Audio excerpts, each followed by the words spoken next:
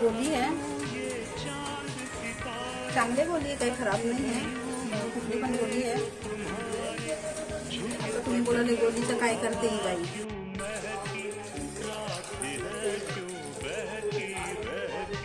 गोली काढली मैंने.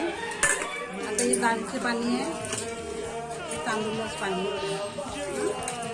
म्हणजे इडली करायचं त्यासाठी काढला होता. तर हे जे काय करायचं, हे 3 वस्तू आहे ना कधी टाकायचा नाही हो. हा आता बघा हे जे काय करायचं मी तुम्हाला दाखवतो. तांदूळचं पाणी ना कधी फुकट जाऊ दे असं नाही. आपण बेसिनमध्ये टाकण्यापेक्षा आपण झाडांना टाकूया.